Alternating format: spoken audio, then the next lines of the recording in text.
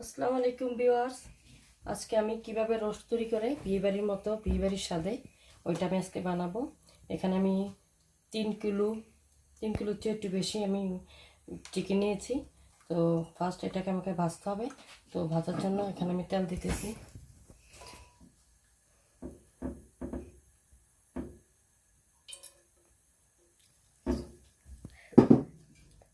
তেলটা যখন একটু গরম হয়ে আসবে, তেলটা গরম হয়ে গেছে। আর এগুলো আমি আগে থেকে জর্দার রং আর লবণ মিশিয়ে মেখে রেখেছিলাম।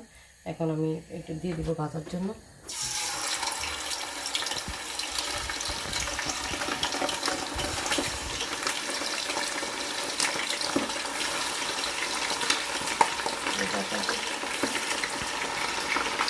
আসসালামু আলাইকুম ভিউয়ার্স, দেখুন আমার চিকেনটা আমি কীভাবে ভেজেছি। এখন আমার এটা হয়ে গেছে। এর জন্য এই পাট ও পাট করে আমি ভেজে নিয়েছি। এখন আমি উঠে ফেলবো। এরকম করে সবগুলো চিকেন আমি ভাজবো। দেখুন এই যে কত সুন্দর হয়েছে দেখতে, কালারটা একদম অনেক সুন্দর একদম হয়ে গেছে। এখানে আমি মোস্ট 90% এখানে আমি ভেজে ফেলছি চিকেনটা, ইয়ে করে ফেলছি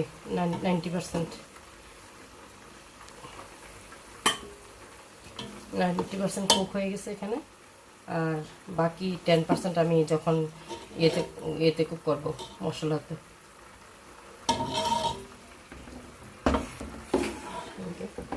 একে এক ব্যাচ হয়ে গেল, তারপর আমি নেক্সট বেশি দিব এগুলো।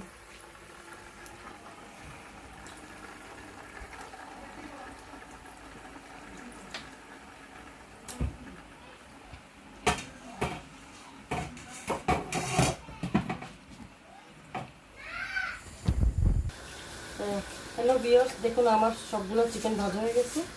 হ্যাঁ, এখন আমি ওই তেলের মধ্যে আবার একটু তেল দিয়েছি। এখন আমি বেরেস্তা করবো কিছু।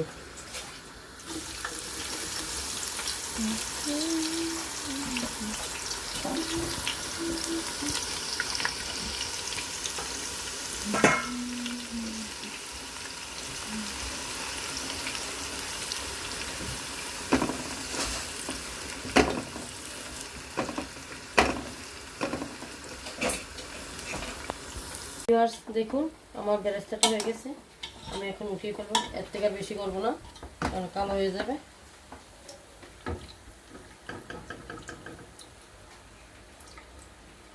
আমার এই যে এগুলো আমি উঠিয়ে ফেলছি এখান থেকে। আবার এর মধ্যে আমি একটু ঘি অ্যাড করব, 1 টেবিল স্পুন ঘি। আর এই যে পেঁয়াজ, এগুলো সব দিব।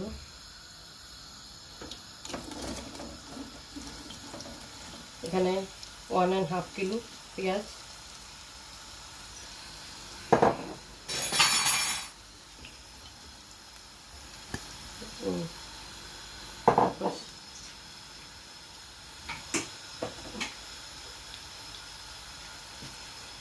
পেঁয়াজটা যখন একটু সফট হয়ে আসবে তখন আমি কিছু মশলা দিব।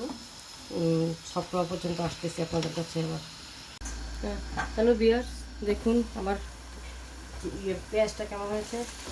এই যে নরম হয়ে আসছে, ব্রাউন কালার হয়ে আসছে একটু একটু।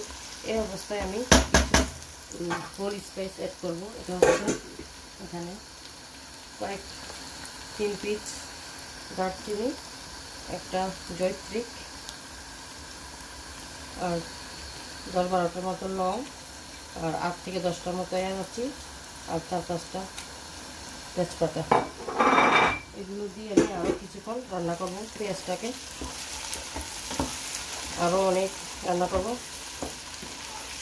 দেখলেন অনেক পেঁয়াজ দিয়েছি, দেখছেন কত হয়ে গেছে, কারণ পেঁয়াজটাতে অনেক পানি। তো এই জন্য এটাকে এইভাবে রান্না করতে হয়।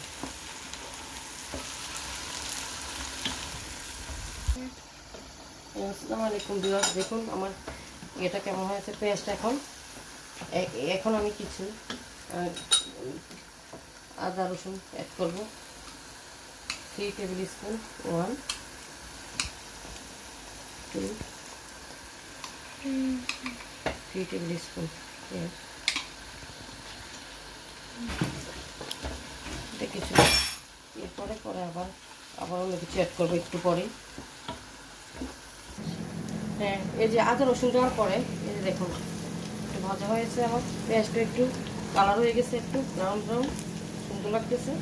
এখন আমি কিছু বাদাম দেব, এই যে আলমন্ড এখানে 15-20টা থেকে আমি এখানে পেটে রেখেছি, এগুলো সব দিয়ে দেবো। এখানে 3 টেবিল স্পুন আলমন্ড, এখানে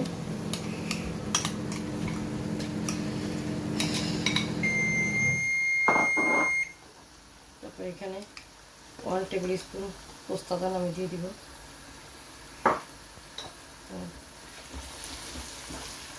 তারপরে এগুলি যখন ভাজা ভাজা হবে তারপরে আমি অন্য মশলা অ্যাড করব প্লিজ। তারপর দেখা হবে আপনাদের সাথে প্লিজ হাফ অ্যান আওয়ার পরে। এই যে দেখুন বাদাম আর পোস্তা দানা দেওয়ার পরে এই যে এরকম হয়েছে। এখন আমি একটু এখানে আমি দুধ দিয়ে দিব। আর বাদাম আর পোস্তা দেওয়ার পরে আপনি অনবরত নাড়তে হবে। আপনি এখান থেকে চুলার কাছ থেকে যেতে পারবেন না, কারণ বাদাম লেগে যায়, দেওয়ার পর লেগে যায়। এখন আমি আরও এটা দিয়ে কষাবো যতক্ষণ পর্যন্ত বাদামের গন্ধ না যাবে, ততক্ষণ পর্যন্ত আমি আরও কষাতে থাকবো এরকম করে করে। একটু পানি দিয়ে দিই, এই যে আলমন্ডের পানিটা এটা দিয়ে দিতেছি। শেষ, আবার আসতেছে হাফ অ্যান আওয়ার পরে। হাফ অ্যান আওয়ার পরে আপনি আপনাদের সাথে দেখা করবো। তার জন্য দুধটা দেওয়ার পরে এই যে আমার এটা খুব ভালো করে কষানো হয়ে গেছে। এখান থেকে কোনো বাদামের গন্ধ আসতেছে না, তার মানে আমার এটা কষানো হয়ে গেছে। আর দেখেন তেল কীভাবে উঠছে বাদাম থেকে, পোস্ত দানা থেকে। হ্যাঁ, তো এখন আমি কিছু ইয়া দিয়ে দিব, গুঁড়ো দিয়ে দিব। এখানে হচ্ছে 1 টেবিল স্পুন লবণ, 1 টেবিল স্পুন জিরা, 1 and 2.5 tablespoon coriander, 3 tablespoon মরিচের গুঁড়া, আর 1 teaspoon extra hot chilli powder, 1 teaspoon white pepper. তো এগুলো সবগুলো আমি দিয়ে দিব এখানে।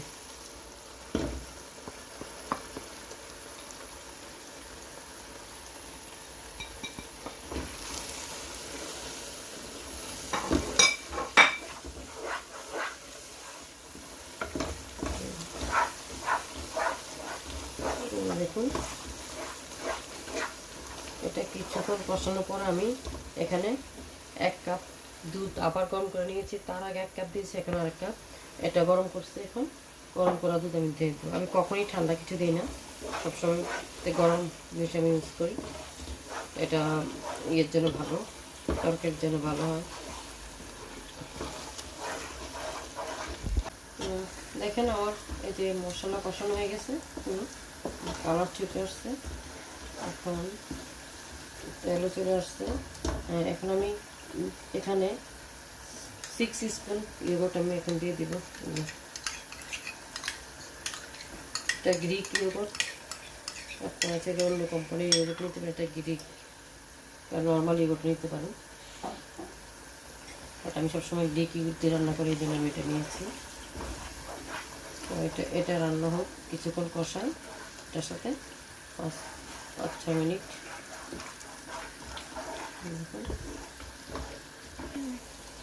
ইয়োগর্ট দেওয়ার পরে আমি অনেকক্ষণ কষানোর পরে এরকম হয়ে গেছে আমার কালার দেখুন।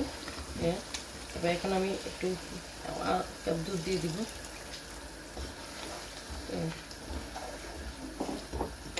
দুধ দেওয়ার পরে আমি এবার আস্তে আস্তে করে এই চিকেনগুলো অ্যাড করব।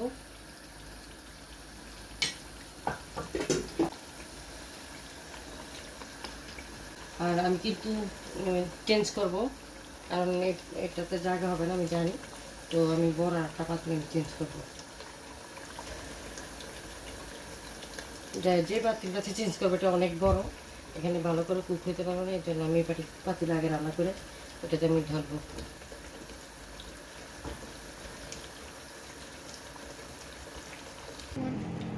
চিকেন সবগুলো দেওয়ার পরে আমি 8 থেকে 10টা মরিচ নিয়েছি, এখানে প্রায় 8টা মরিচ নিয়েছি। মরিচের মাথাগুলো আমি ভেঙে ফেলছি, আর এগুলো এভাবে দিয়ে দেবো।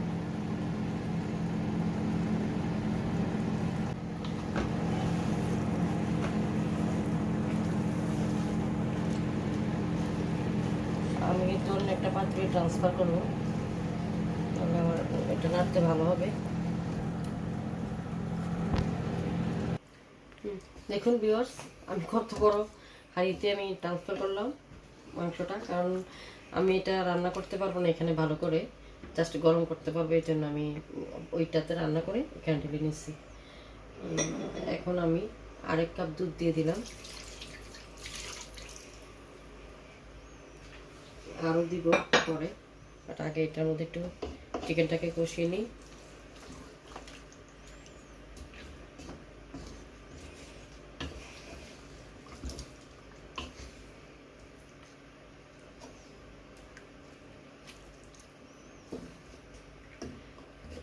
তারপর আমি এখানে নিয়ারলি 6 টেবিল স্পুন কেচাপ দিয়ে দিলাম।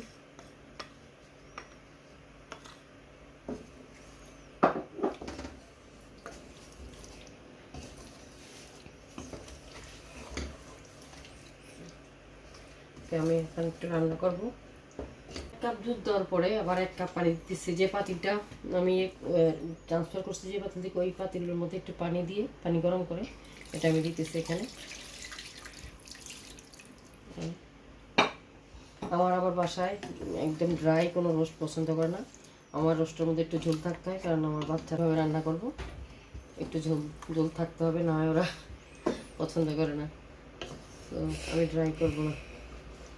ঠিক আছে, আমি রান্না করার পরে দেখতেছি। আমি এখানে 1 কাপ, আরও 1 কাপ দুধ দিয়ে দিলাম, আর এটা শুকিয়ে যাবে যখন আমি ঠান্ডা হবে।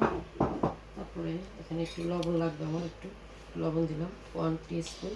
আপনি একটু লবণ চেক করে নেবেন, কেমন আপনার লাগে ওইরকমভাবে দিবেন। আর এখানে আমি একটু ম্যাগনেট পাউডার আমি দিতেছি। ম্যাগনেট পাউডার আমার ইয়ের সাথে নাই, গরম মশলার সাথে, সো এটা সেপারেট। আমি এখানে দিয়ে দিলাম একটু, আর 1 টিস্পুন গরম মশলা পাউডার। আমি আরও কিছুক্ষণ রান্না করবো।